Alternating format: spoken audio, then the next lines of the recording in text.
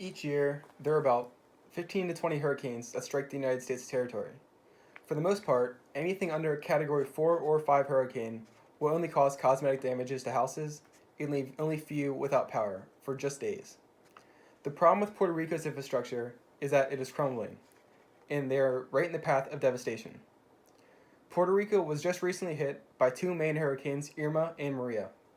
Maria by far got the worst of Puerto Rico, leaving the whole entire capital underwater and 80% of Puerto Ricans without power for weeks. To make matters worse, help was not on its way, as FEMA was dealing with Hurricane Harvey at the time. So all citizens could do was wait and hope for the best, and pray that the crumbling infrastructure would not kill them. There are a few precautions that need to be taken in order to fix this infrastructure. The United States can help by three main ways. Since Puerto Rico is a part of the United States territory, all of the new and upcoming infrastructure should be under United States code.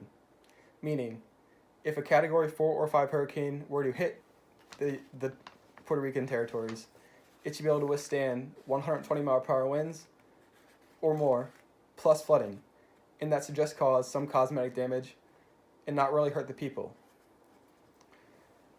On top of that, generators should be provided. When Irma and Maria struck, no generators were provided to the people. This left businesses to pretty much collapse, which causes the economy to close down.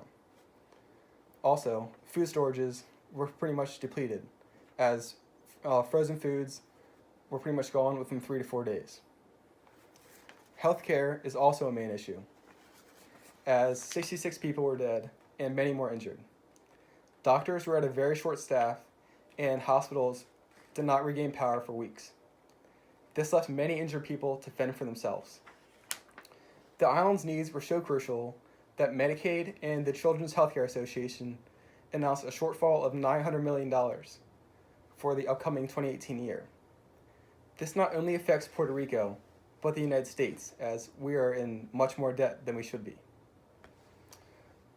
Adding on to healthcare, Puerto Rico's fresh water supply is now pretty much gone, as currently 30% of Puerto Ricans don't have a fresh water supply and are drinking out of local groundwater, getting more diseases and getting sicker every single day.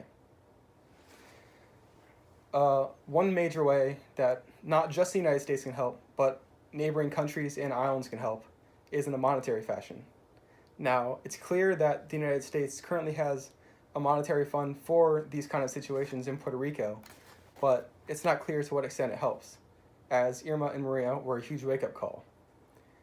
And now, even though there were supplies dropped off in Puerto Rico just days after the hurricanes hit, such as food, water, medical attention, citizens could not reach them since there were power outages, debris in the roads, flooding.